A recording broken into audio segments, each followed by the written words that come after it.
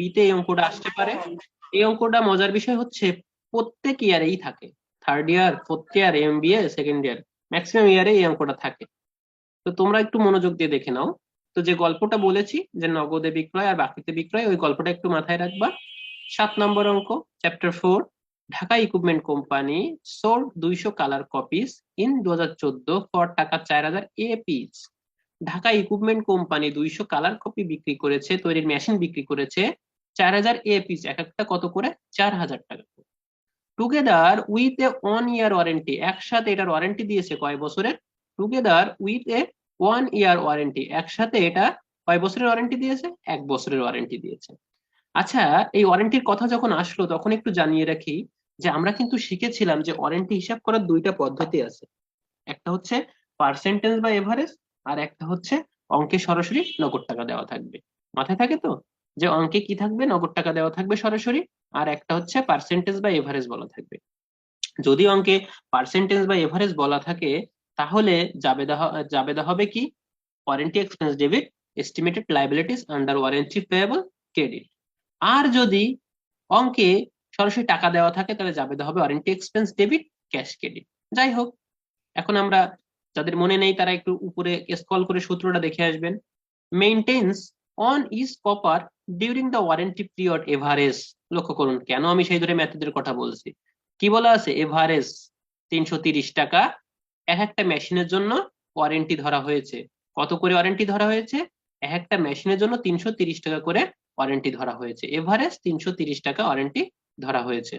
যাই হোক, রিকোয়ারমেন্টে কি বলেছে? বলেছে যে prepare the entries to record the sales, the copper and related warranty cost assuming that the accrued method is used। কোন মেথড ইউজ করেছি?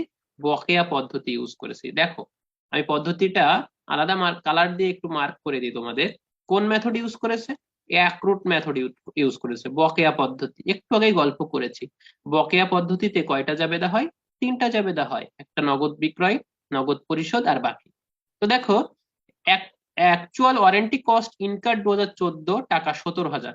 2014 সালে নগদে কত টাকা ওয়ারেন্টি হয়েছে? 17,000 টাকা ওয়ারেন্টি হয়েছে। কিন্তু আদেও কি 17,000 টাকা ওয়ারেন্টি হওয়ার কথা? আদেও 17,000 টাকার ওয়ারেন্টি হওয়ার কথা না। কত ওয়ারেন্টি হওয়ার কথা? 200 মেশিন, এভারেজ কত করে? 330 টাকা করে। তাহলে দেখো কত মেশিন? 200 মেশিন, এভারেজ কত টাকা করে ওয়ারেন্টি হওয়ার কথা? এভারেজ 330 টাকা করে ওয়ারেন্টি হওয়ার কথা। তা আমরা যদি 200 গুণ 330 দিই তাহলে আমাদের 66,000 টাকা ওয়ারেন্টি হওয়ার কথা, কিন্তু সেইখানে আমাদের ওয়ারেন্টি হয়েছে কত? 17,000। আমাদের যদি 17,000 টাকা ওয়ারেন্টি হয় তাহলে এখনো বাকি আছে কত?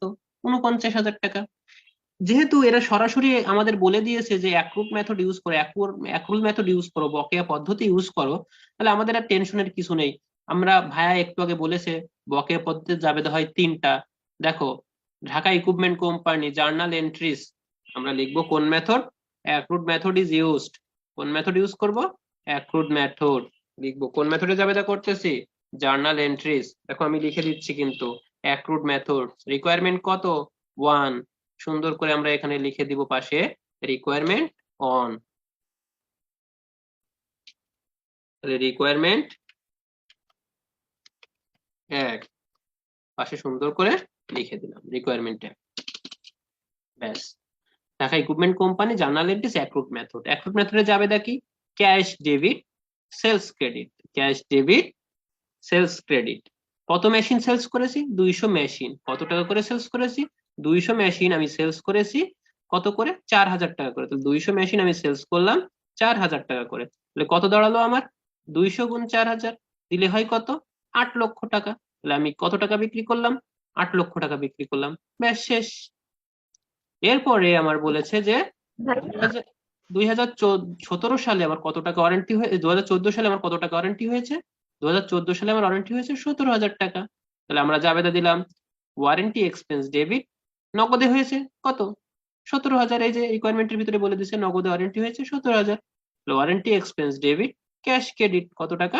17,000 টাকা। এই যে আমরা 17,000 টাকা বসাই দিলাম। এখন ওয়ারেন্টি হওয়ার কথা কি 17,000 ছিল? জি না, ওয়ারেন্টি হওয়ার কথা ছিল কত? ওয়ারেন্টি হওয়ার কথা ছিল আমার আরো বেশি। সেই বেশিটা কত? দেখুন সেই বেশিটা 200 মেশিন গুণ 330। 200 মেশিন যদি 330 হয় তাহলে আমার ওয়ারেন্টি হওয়ার কথা কত? তাহলে আমার ওয়ারেন্টি হওয়ার কথা এই যে 66,000, কিন্তু হয়েছে কত? 17,000। তাহলে বাকি আছে কত? 49,000। তাহলে বকেয়া রয়েছে। তাহলে বকেয়া থাকলে এভারেজ মেথডে ওয়ারেন্টির জাবেদা কি? ওয়ারেন্টির জাবেদা warranty expense debit, estimated warranty payable credit. এস্টিমেটেডটা লিখতে হবে এস্টিমেটেড ওয়ারেন্টি ক্রেডিট। এস্টিমেটেডটা লিখে দিলাম। দেখুন, এস্টিমেটেড ওয়ারেন্টি পেয়েবল ক্রেডিট কত টাকা? 49,000 টাকা। তাহলে এই যে রিকোয়ারমেন্ট ওয়ান, রিকোয়ারমেন্ট ওয়ান এ পর্যন্ত কোনো কোশ্চেন আছে কিনা এখন আমাকে বলতে হবে। তার আগে আমি আপনাদের আরো একবার বলে দিচ্ছি কি হয়েছে, ঘটনাটা ঘটেছে। Prepare the prepare the entries to record the sales, cover the related warranty cost assuming that the accrued method, বকেয়া পদ্ধতি ইউজ করো। ওয়ারেন্টি কস্ট ইনকার 2014 সালে কত হয়েছে? 17,000, কিন্তু ওয়ারেন্টি হওয়ার কথা ছিল 330 টাকা করে 200 মেশিন, 66,000। 14 সালে হয়েছে 17,000। এখনো যা বাকি আছে, বকেয়া পদ্ধতি চেয়েছে। বকেয়া পদ্ধতি চাইলে নগদে জাবেদা এবং বাকির জাবেদা উভয়ই হবে। তাহলে প্রথমে নগদে বিক্রি করেছি, carry debit sales credit, 200 machine 4,000 টাকা করে, 8 লক্ষ টাকা। এরপরে নগদে ওয়ারেন্টি হয়েছে 14 সালে 17,000 টাকা। ওয়ারেন্টির জাবেদা কি নগদে হলে warranty expense debit cash credit 17,000, কিন্তু ওয়ারেন্টি হওয়ার কথা ছিল 200 মেশিন 330 টাকা করে 66,000, সেখানে কত হয়েছে? 17,000। তাহলে বাকি থাকে কত? 49,000। তাহলে পার্সেন্টেজ বা এভারেজ মেথডে ওয়ারেন্টি বাকি থাকলে কি যাবেদা? Warranty expense debit, estimated warranty payable credit কত টাকা? 49,000 টাকা। এখন আপনারা কোশ্চেন করবেন, ওদের যাবে হবে। আবারও বলছি, requirement 2, on the basic of the data অ্যাভো প্রিপার the appropriate entries অ্যাজুমিং that the cash basis method is use, নগদ পদ্ধতি ব্যবহার করে জাবেদা করো। তাহলে নগদ বললে শুধু নগদের জাবেদাই হবে। দেখো তো, এই যে উপরে রিকোয়ারমেন্ট এ করেছি, রিকোয়ারমেন্ট এ তে নগদের জাবেদা কি কি ছিল? ক্যাশ আর সেলস, ওয়ারেন্টি আর ক্যাশ। এছাড়া কি আর কোনো নগদের জাবেদা ছিল? এছাড়া আর কোনো নগদের জাবেদা ছিল না, বা আর কোনো নগদ লেনদেন সংঘটিত হয়নি। এই কারণে রিকোয়ারমেন্ট 2 তে দেখো, ক্যাশ ডেবিট সেলস ক্রেডিট কত টাকা? 8 লক্ষ টাকা। এটা কেন নিলাম? কারণ এটা নগদে বিক্রি করেছে। এবং 2014 সালে নগদে ওয়ারেন্টি হয়েছিল 17,000 টাকা। এই কারণে দেখো, warranty expense debit cash credit কত টাকা? 17,000 টাকা। এই যে লাস্ট যে বাকি থেকে গেছে 49,000 টাকা, এই জাবেদাটা আমরা দেইনি, কারণ নগদ ভিত্তিতে এই জাবেদাটা হয় না। কথা ক্লিয়ার? কোশ্চেন আছে?